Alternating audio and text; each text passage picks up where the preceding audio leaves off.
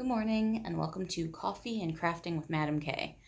Okay, no judgment here. I don't have my best face on, but I woke up like 2 hours before work today and all I could think about is this Cricut design I've been working on if you've been following my videos with these masks. So I'm trying to constantly make this a little easier to make these masks or at least make a repeatable design on the Cricut that I can use for patterns. I'm starting with the mask pattern. So I started working on it a little bit ago on the Cricut, on Design Space. And what I'm doing here is I'm actually adding the holes to the design so it can cut them out. Now, the video that I posted earlier saw that the Cricut can in fact cut the 1.5mm holes in the plastic that I'm using for the templates. So that's really cool. So now I can create my patterns with the holes.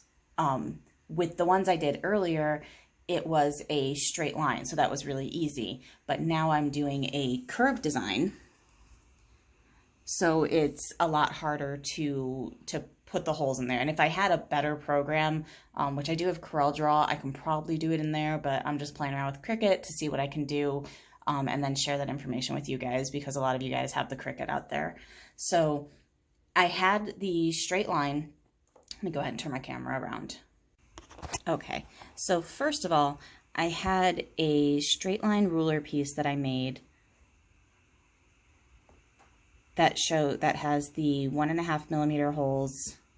Oops, on the right side. 1.5mm holes, 6mm apart. So that's what I wanted to use. Now to do the curved lines, I can really only go 3 holes at a time, and that's what my punch is. So I'm going to try to follow that. But some of these may line up where you may need to do the 2-hole punch as you're going around the curve. I wanted to put the stitch line as close to the edge as possible, so that puts it at about 1/8 of an inch in. So if I select my design and I use this amazing new feature, this offset, and then I can tell it that I want an offset line of negative 0.125. 0.125 is 1/8 inch, and negative means it's going to be on the inside, so that's why I have this beautiful border exactly 1/8 inch on the inside. The other thing I'm doing is I have 2 holes for the stitching and 3 holes. So I'm using the 3 holes to actually put in place. I'm using the 2-hole piece to line it up, to line up each one consecutively. So to show you what I'm talking about, I'm going to line up the first hole with the last hole of the last one, just like if you were stitching a leather piece. I'm going to turn it to where it lines up on the line as close as possible. So now see that last stitch hole is completely covered up. So I have the solid black one over it.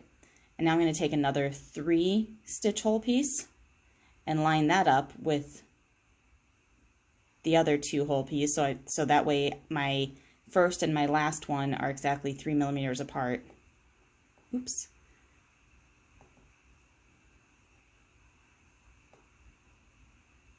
Line it up as close as possible.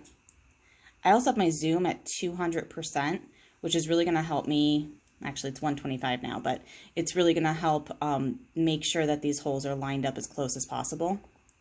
So now they're on the line as close as possible, so I'm just going to get rid of the 2 holes and repeat. So let's do that again. So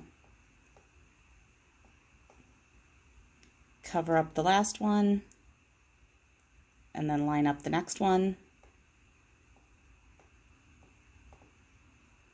It's pretty close.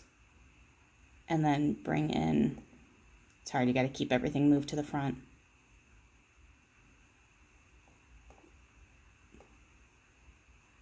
It'd be nice if I could stick or pin that one there so I could just rotate or pivot, but unfortunately that's not an option.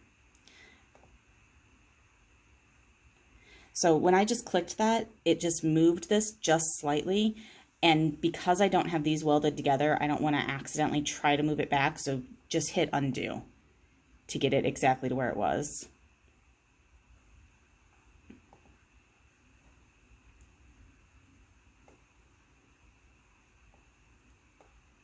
Okay, So line it up with that last hole as close as possible, and then on the line as close as possible. And I always err on the inside of the line rather than the outside, just so it doesn't get too close to the edge. And then get rid of my spacer ones and just move on to the next one. So it's definitely a process, and depending on how big your project is, it would be a very long process. I don't know if I'd want to do it this way with something any bigger. I'd probably move over to a different program, but this is a way you can do it on the Cricut, get those spacing lines, and then use that video I have that I'll link after this to create your plastic pattern template, and then you'll have a nice, beautiful, reusable mask pattern. So there's probably some better ways out there to do it. There usually are better ways, but as always, it may not be the right way, but it is the Madam K way. So thanks for joining me for a quick cup of coffee and a quick craft this morning. Enjoy your day.